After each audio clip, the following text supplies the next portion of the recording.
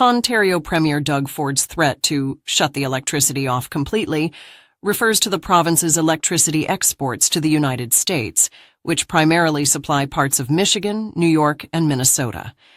These states rely on Ontario's power grid to varying degrees, largely due to the interconnected nature of the North American electricity system.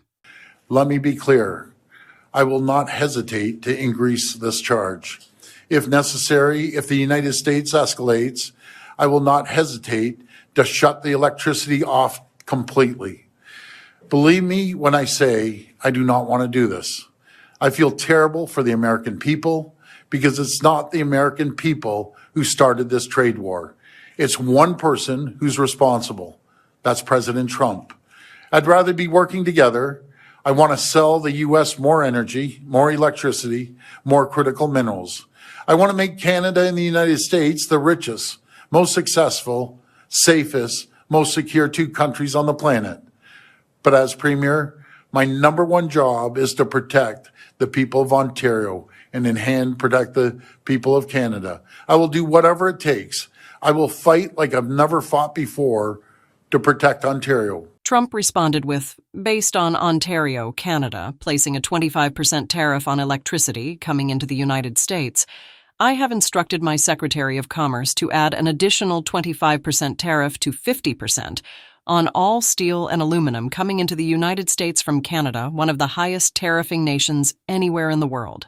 This will go into effect tomorrow morning, March 12th. Also, Canada must immediately drop their anti-American farmer tariff of 250% to 390% on various U.S. dairy products, which has long been considered outrageous.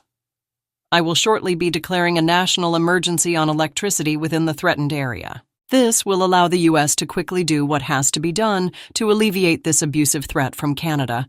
If other egregious, long-time tariffs are not likewise dropped by Canada, I will substantially increase, on April 2nd, the tariffs on cars coming into the U.S., which will essentially permanently shut down the automobile manufacturing business in Canada.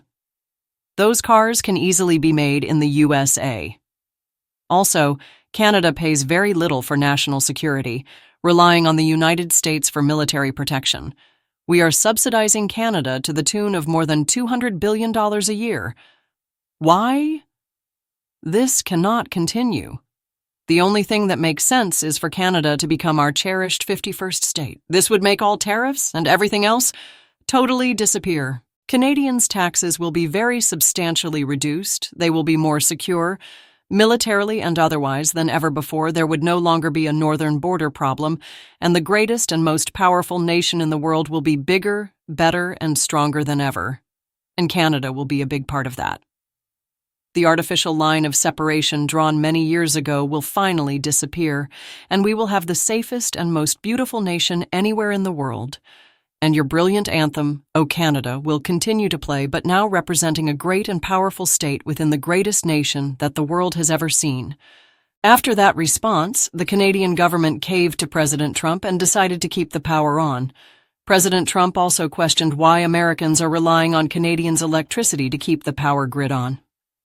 That's all for the news today. Don't forget to hit that like and subscribe button. Have a fantastic day, eh?